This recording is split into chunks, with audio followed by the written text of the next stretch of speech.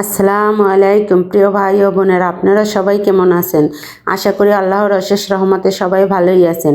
আজকে আমি নিয়ে চলে আসলাম সুজির মালাই চমচম মিষ্টির রেসিপি। তাই দেখতে থাকুন কিভাবে পারফেক্ট মিষ্টি তৈরি করা যায়। এখানে আমি প্রথমে কিন্তু নিয়েছি সুজি। প্রথম উপকরণ সুজি। আর এখানে কিন্তু আমি ছোট দানার সুজি নিয়েছি। তারপরে নিলাম গুঁড়ো দুধ। আমি যতটা পরিমাণ সুজি নিয়েছি ততটা পরিমাণই কিন্তু গুঁড়ো দুধ নিয়েছি, মানে সমান সমান। এখন এটা আমি হাতের সাহায্যে খুব ভালো করে মিশিয়ে নিব। আর আজকে যদি এই রেসিপিটা ফলো করেন তাহলে কিন্তু একটা মিষ্টিও নষ্ট হবে না। আর এখানে আমি নিয়ে নিলাম ভর্তি ভর্তি 1 চামচ বেকিং পাউডার। এটা কিন্তু সোডা নয়, পাউডার। নিয়ে এখন ভালো করে শুকনো উপকরণগুলো হাতের সাহায্যে মিশিয়ে নিলাম। তারপর এখানে আমি দিয়ে দিলাম 2 চামচ পরিমাণ ঘি। আমি কিন্তু সব কিছু আমার পরিমাণ অনুযায়ী নিয়ে নিচ্ছি। আপনারা কম বেশি করে নিলে পরিমাণগুলো কম বেশি করে নেবেন। পরিমাণটা যদি পারফেক্ট থাকে তাহলেই কিন্তু মিষ্টিগুলো পারফেক্ট হবে। আর এখানে এখন আমি হাতের সাহায্যে খুব ভালো করে মিশিয়ে নিব। আর এটা সময় নিয়ে মিশাতে হবে, তাড়াহুড়ো করবেন না। আর এই মিষ্টিগুলো যাতে একদমই পারফেক্ট হয় তার জন্য টিপস আছে। টিপসগুলো ফলো করলে একটা মিষ্টিও নষ্ট হবে না। শুরুতেই দেখতে পেলেন যে মিষ্টিগুলো কতটা পারফেক্ট হয়েছে। এখন কিন্তু আমি হাতের সাহায্যে খুব ভালো করে মিশিয়ে নিয়েছি সময় নিয়ে। আর দেখুন, মুঠো করলে যদি এভাবে ভেঙে না যায় তাহলে মনে করবেন ভালো করে মেশানো হয়ে গিয়েছে। আর এখানে আপনারা ঘির পরিবর্তে তেলও ব্যবহার করতে পারেন, তবে ঘি দিলে সুন্দর একটা ঘ্রাণ আসে। এখন আমি মিশিয়ে সাইডে রেখে দিয়ে এখানে আমি ডিম ভেঙে নিব। ডিমটা অবশ্যই ফ্রিজে থাকলে আধ ঘন্টা আগে নামিয়ে রাখবেন। এখানে আমি 2টো ডিম নিয়েছি, যেহেতু আমার একটা ডিমে হবে না, তার জন্য আমি 2টো ডিম ফেটিয়ে নিচ্ছি। ডিমটা ফেটানো হয়ে গিয়েছে। এখন কিন্তু আমি এর সঙ্গে অল্প অল্প করে মিশিয়ে নিব। ডিমটা একবারে দিতে যাবেন না, তাহলে কিন্তু বেশি হয়ে যাবে। এখানে অল্প অল্প করে নিয়ে মিশাতে হবে। আমার নতুন পুরাতন সকল বন্ধুদেরকে জানাই অন্তরের অন্তঃস্থল থেকে অসংখ্য অসংখ্য দোয়া আমার সঙ্গে থাকার জন্য। তারপর দেখুন, আমি কিন্তু এখানে অল্প অল্প করে ডিম নিয়ে মিশিয়ে নিয়েছি। আর এটা কিন্তু একদমই এরকমের নরম নরমই হবে, হাতে লেগে লেগে যাবে, ভয়ের কোনো কারণ নেই। এটা রেস্টে রাখলে কিন্তু সেট হয়ে যাবে।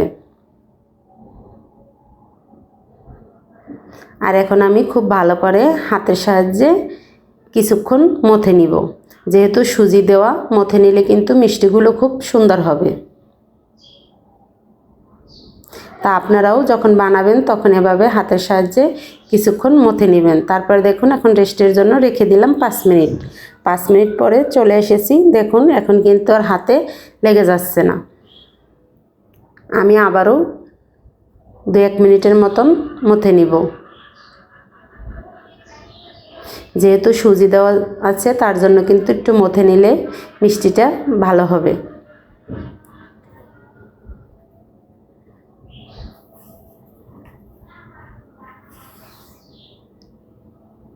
আমার কিন্তু মথে নেওয়া হয়ে গিয়েছে। এখন আমি হাতে একটু ঘি মাখিয়ে নিয়েছি। আমি আমার পছন্দ মতন ছোটো বা বড় করে মিষ্টি তৈরি করে নিব। আপনারাও আপনাদের পছন্দ মতন তৈরি করে নেবেন। আমি একটু বড় বড় করে করব। এখন আমি হাতের মধ্যে একটু ডো নিয়ে এভাবে গোল গোল বানিয়ে নিব। আপনারা চাইলে লম্বা লম্বাও বানাতে পারেন। আমি আপনাদের বোঝার সুবিধার্থে দেখিয়ে দিচ্ছি। একটু ডো নিয়ে হাতে কিছুক্ষণ মথে নিয়ে এভাবে হাতের তালুতে নিয়ে গোল গোল করে বানিয়ে নিলেই হবে। মিষ্টির উপরে যাতে কোনো ফাটল না থাকে। আর দেখুন উপরটা কতটা তেলতেলে, আর কোনো ফাটল নেই। আপনারাও কিন্তু এভাবে বানিয়ে নেবেন। মিষ্টির উপরে যদি ফাটল থাকে তাহলে কিন্তু মিষ্টিগুলো একদমই ভালো হবে না।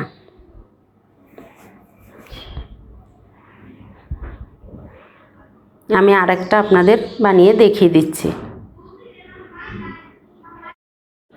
এভাবেই কিন্তু আমি সবগুলো মিষ্টি তৈরি করে নিব। আর মিষ্টিগুলো আপনারাও এভাবে তৈরি করে নেবেন। আমার ভিডিওটা যদি কোনো নতুন বন্ধুদের কাছে ভালো লেগে থাকে, চাইলে আমার চ্যানেলটি সাবস্ক্রাইব করে পাশে থাকা অল বাটনটি বাজিয়ে রেখে দিতে পারেন। আমি কোনো ভিডিও ছাড়ার সঙ্গে সঙ্গে আপনাদের কাছে নোটিফিকেশন চলে যাবে, আপনারা আপনাদের সময় সুযোগ মতন দেখে নিতে পারবেন। এখানে কিন্তু আমি 1 কেজি পরিমাণ দুধ বলক তুলে নিয়েছি। তারপর এখানে আমি দিয়ে দিলাম পরিমাণ মতন মিষ্টির জন্য চিনি। আপনারা মিষ্টি যেরকমের খেতে পছন্দ করেন আপনারা আপনাদের পছন্দ অনুযায়ী মিষ্টি ব্যবহার করবেন। আর দিয়ে দিলাম 3 টুকরো এলাচ, মানে 3টে এলাচ সুগ্রানের জন্য। এখন আমি দুধটা বলক তুলে নিব। এখানে দুধটা কিন্তু ঘন করতে যাবেন না একদমই, তাহলে কিন্তু মিষ্টিটা ভালো হবে না। শুধু বলক তুলে নেবেন। দেখুন বলক চলে এসেছে। এখন কিন্তু আমি সব মিষ্টিগুলো এভাবেই দিয়ে দিব।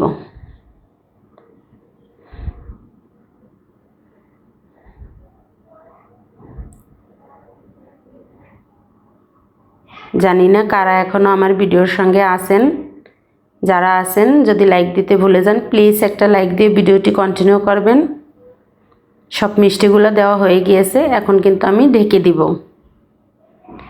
দেখুন বলক চলে এসেছে, মিষ্টিগুলো কিন্তু উপরে ভেসে উঠেছে। এখন আমি একটু খুন্তির সাহায্যে উল্টিয়ে দিব আলতো হাতে। আর এই মিষ্টিটা রান্না করতে কিন্তু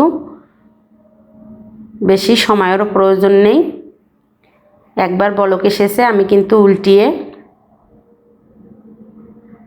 আবারও ঢেকে বলক তুলে নিব।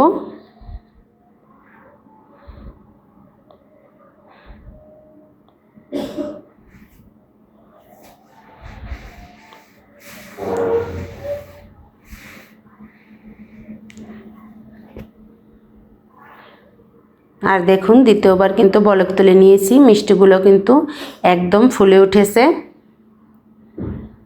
আর যখন মিষ্টিগুলো ফুলে উঠবে তখন কিন্তু